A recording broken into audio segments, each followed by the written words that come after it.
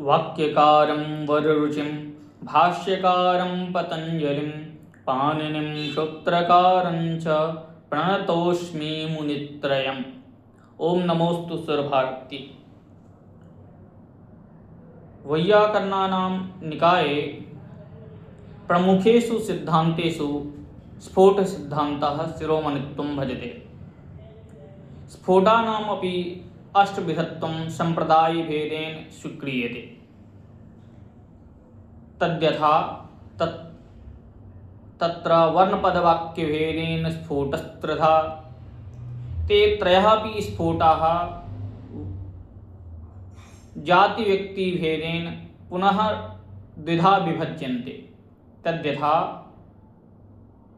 वर्णजातिस्फोटः, वर्णव्यक्तिस्फोटः, पदजातिस्फोटः, पदव्यक्तिस्फोटः, अखण्डपदस्फोटः, अखण्डवाक्यस्फोटश्च इति इत्याहत्य अष्टविधाः स्फोटाः भवन्ति। तत्रापि अष्टविधेषु स्फोटेषु अखण्डवाक्यस्फोटस्यैव प्राधान्यं, यतो हि लोके अर्थबोधः अखण्डवाक्येनैव भवति। लोकानाम् आकाङ्क्षा निवृत्तिश्च वाक्येनैव भवति। उच्यते हि पदेन वर्णा विद्यन्ते वर्णेषु अव्यया न च वाक्यात् पदानाम् अत्यन्तो प्रविवेको वाक्यात् पदानाम् अत्यन्तं प्रविवेको न कश्चन इति उक्तञ्च न्यायभाष्ये पदसमूहो वाक्यम् अर्थसमाप्तौ इति। वाक्यानां संस्काराय कारकज्ञानम् आवश्यकं भवति।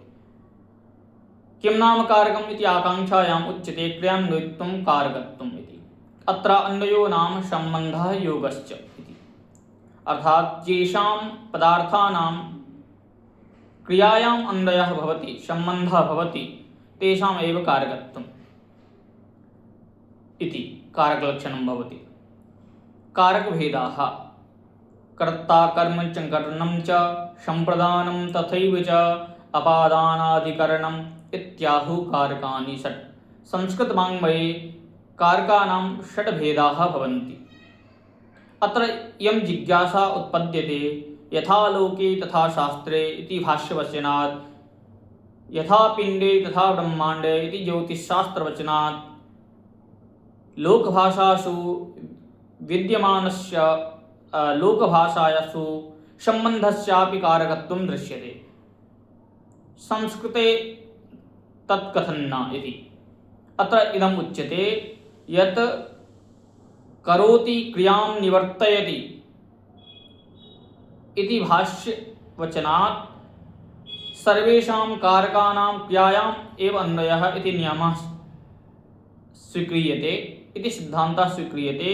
तस्मात् येषां पदार्थानां क्रियायाम् अन्वयः भवति तेषाम् एव कारकत्वं। सम्बन्धस्य तु क्रियायाम् अन्वयः न भवति, तस्मात् सम्बन्धस्य कारकत्वं नास्ति। यथा हि राज्ञः पुत्रः गच्छति इति वाक्ये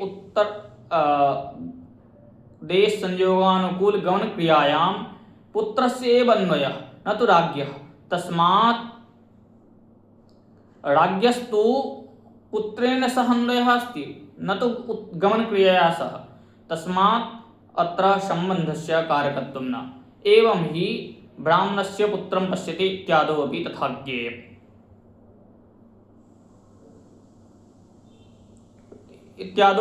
ज्ञेयम्। प्रकृते कर्तुरीप्सितं कर्म इति सूत्रम् आधारीकृत्य अत्र विवेचनं क्रियते।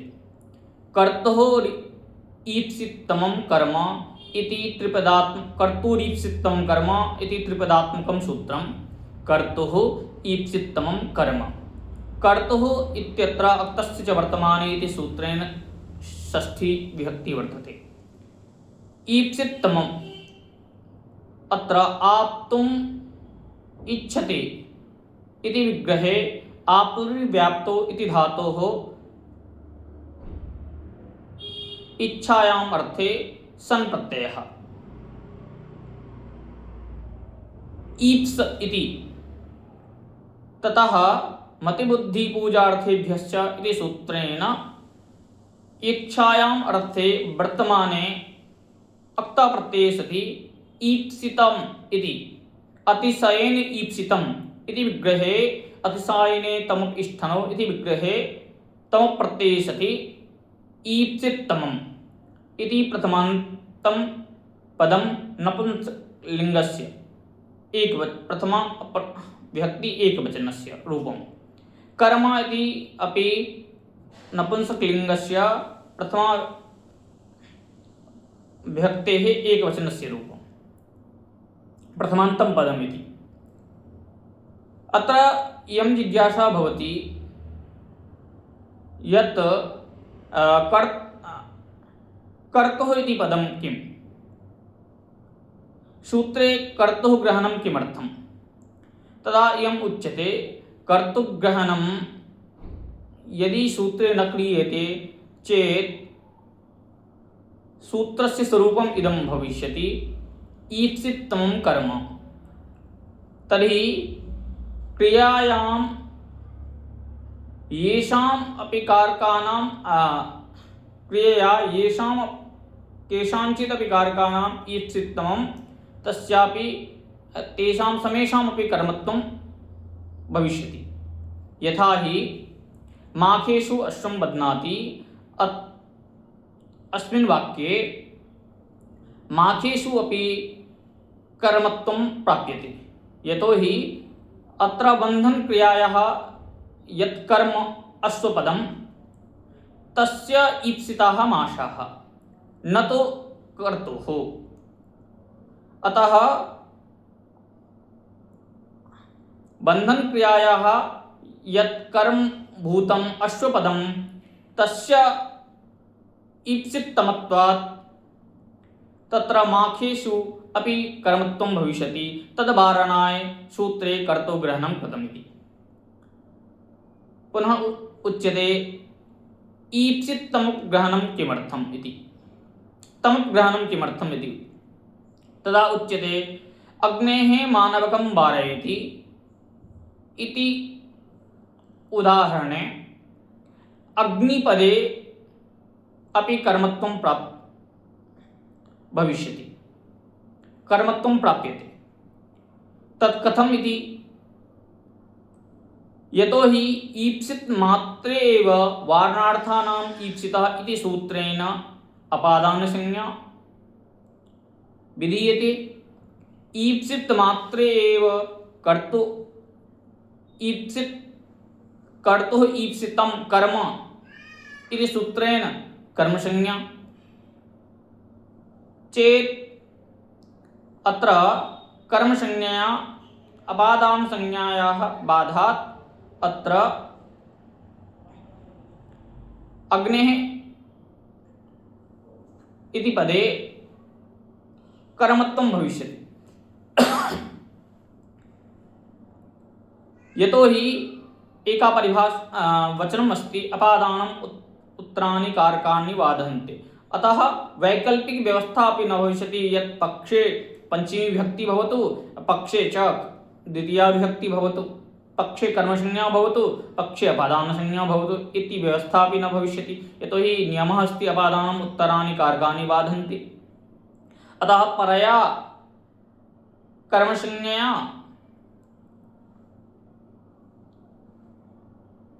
अपादानसंज्ञाया बाधा भविष्यति। अतः अग्नेः मारकं वारयति इति इष्टं न सिद्ध्यति। तस्मात् भाष्ये इदम् उदाहरणं प्रदत्तं। सिद्धान्तकौमुद्यां तो पैसा ओदनं भुङ्क्ते इति उदाहरणं वर्तते, परन्तु भाष्ये अदर्शनात् इदम् उदाहरणम् अत्र नाङ्गीक्रियते। पुनः जिज्ञासा भवति यत् सूत्रे कर्मग्रहणं किमर्थं? यतोहि इतः पूर्ववर्ती सूत्रं वर्तते अधिसिंहस्थासां कर्म, ततः कर्मग्रहणम् अनुवर्तते। तर्हि कर्म अनुवृत्तितः कर्मपदस्य अनुवृत्तिः भविष्यति। तर्हि पुनः सूत्रे कर्मग्रहणं किमर्थम्? उच्यते हि अर्थमात्रा लाघवेन पत्वोत्सवं मन्यन्ते वैयाकरणः इति। तदा उच्यते कर्मग्रहणम् आधारनिवृत्त्यर्थम् इति। यथा गेहं प्रविशति, यदि सूत्रे कर्मग्रहणं न क्रियेत चेत् सूत्रस्य रूपं भविष्यति कर्तुः ईप्सितमम्। अधिसिंहस्थासां कर्म इत्यतः कर्म अनन्तरम् आधारः अपि आगमिष्यति। यतोहि एका परिभाषा अस्ति, सः ये निर्दिष्टानां सहवा एकयोग निर्दिष्टानां सहवा प्रवृत्ति सहवा निवृत्तिश्च इति। तर्हि आधारः अपि अनुवर्तते, तर्हि सूत्रार्थः एवं स्यात् कर्तुः क्रियया ईप्सित तमः आधारस्य कर्म इति। यथा गेहं प्रविशति इत्यादौ प्रवेशन क्रियायाः आधारः अपि गेहपदम्, अनन्तरं प्रवेशन क्रियायाः कर्म अपि गेहपदम्। अतः यत् पदम् आधारः वर्तते तत्रैव कर्मणः कर्मसंज्ञायाः प्रवृत्तिः भविष्यति। न तु देवदत्तः ओदनं पचति इत्यादौ अत्र विक्लित्यानुकूल या क्रिया वर्तते, व्यापारः वर्तते, तत्र विक्लितिरूपात्मिका यत् फलं रूपात्मकं यत् फलं वर्तते तत्फलस्य फलभूतं यत् ओदनपदं तत्र कर्मत्वं न प्राप्यते। यतोहि ईप्सितमस्य आधारस्य एव कर्मत्वं नान्यस्य इति। अतः कर्मग्रहणम् आधारनिवृत्त्यर्थम् इति। अर्थात् अत्र अधिसिंहस्थासां कर्म इत्यतः कर्म नानुवर्तते, यतोहि तत्र कर्म आधारः अपि ततः आगमिष्यति, येन देवदत्तः ओदनं पचति इत्यादि वाक्यस्य सिद्धिः न भविष्यति। पुनः जिज्ञासा भवति, सिद्धान्तकौमुद्यां कर्तुः क्रियया आप्तुम् इष्टतमं कारकं कर्मसंज्ञं स्यात् इति अर्थनिर्देशः वर्तते, सूत्रार्थः वर्तते। सूत्रे कर्तुः ईप्सिततमं कर्म इति त्रिपदात्मकं यत् सूत्रं तत्र तु क्रियाग्रहणं नास्ति, परन्तु वृत्तौ क्रियाग्रहणं दृश्यते। तत् कथं? तर्हि उच्यते यत् कर्तुरीप्सितं कर्म अष्टाध्याय्यां कारके इति सूत्राधिकारे पठितं वर्तते। अतः ततः कारके इति सूत्रात् कारके इति अनुवर्तते, प्रथमया विपरिणम्यते, ततश्च कारकस्य क्रिया इति अर्थः अंगीक्रियते। तत् कथम् इति चेत् करोतीति कारकम् इति भाष्ये कारकस्य व्युत्पत्तिदर्शनात्। तत्र इयं जिज्ञासा भवति, किं करोति इति चेत् तर्हि भाष्यकारः पुनः ब्रूते करोति क्रियां वर्तयति निष्पादयति, क्रियां निष्पादयति इत्यर्थः। तस्मात् कारकपदस्य अत्र क्रिया इति अर्थः अंगीक्रियते। तस्मात् कारकाधिकारे पठितत्वात् वृत्तौ क्रियाग्रहणं वर्तते। और कारकलक्षणे अपि तदेव क्रियान्वयित्वं कारकत्वं तस्मादेव संगच्छते। तदित्थं सूत्रे यावन्ति सूत्रघटकी भूतानि पदानि सन्ति तानि सर्वाणि अत्र मया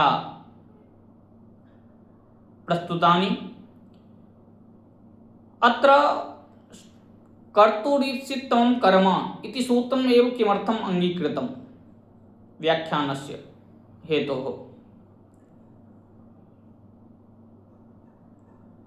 जागतिको व्यवहारः दृश्यते यत् फलं दृष्ट्वैव कार्यप्रवृत्तिः भवति, परिणामं दृष्ट्वैव लोकस्य संसारस्य कार्यप्रवृत्तिः भवति, फलाश्रयं कर्म भवति। तस्मात् फलाश्रयं कर्म भवति। तस्मात् हेतोः प्रकृते मया कर्तुरीप्सितं कर्म इति सूत्रम् एव व्याख्यानार्थं स्वीकृतम्।